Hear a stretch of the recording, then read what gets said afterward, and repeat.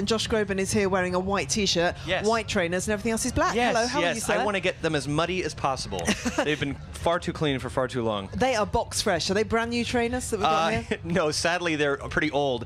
That's how boring my life is. That's how clean they are. Yeah. They never get to see any mud. Exactly right. Yeah. So you've just come off fresh off stage. How was that for you, sir? Oh my gosh, it was so much fun.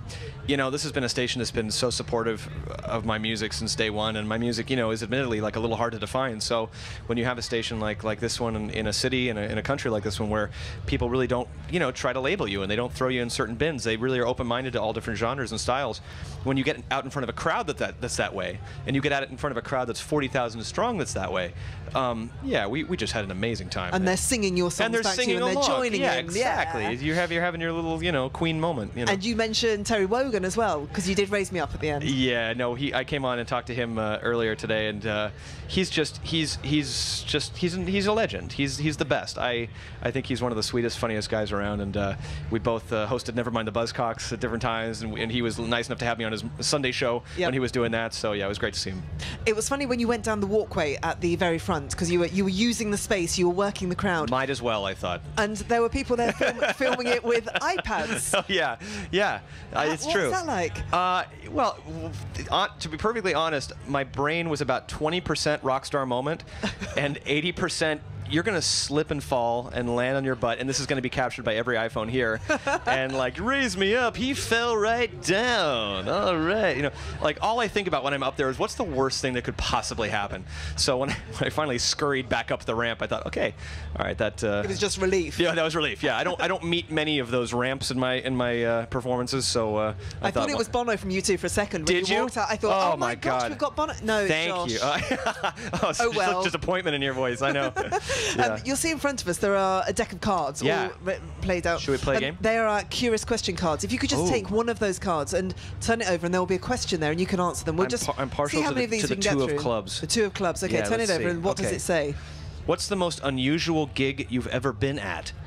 Oh wow. Been at, like, not performing. It can be just...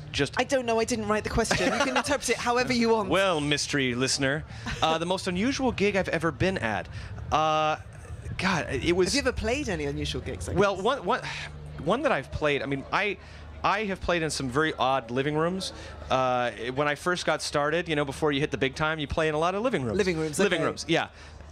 And I was doing an event, and Joe Pesci just happened to be kind of in that living room. You know, Joe Pesci, you know. Yeah. And David Foster, who was there, was introducing me, and he for whatever reason, he couldn't think of what to say. And David Foster's going, now Josh Groban, he's, and Joe Pesci goes, he's too effing skinny.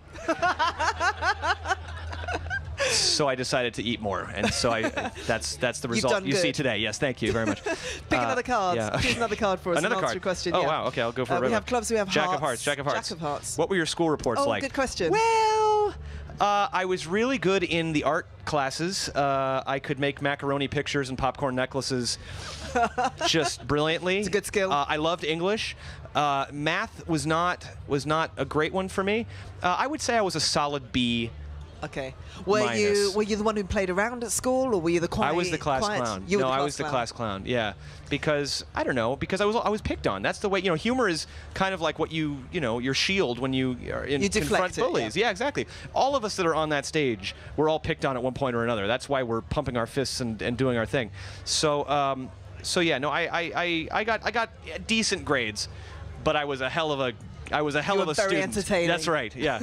Okay, pick one final card, and then I shall release you. All right. And you can go. Okay, we've gone for the Seven of Hearts. When you're in a bad mood, what music do you put on to perk you up?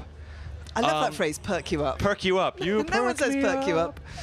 I'm gonna be so sick of that song by the end of today.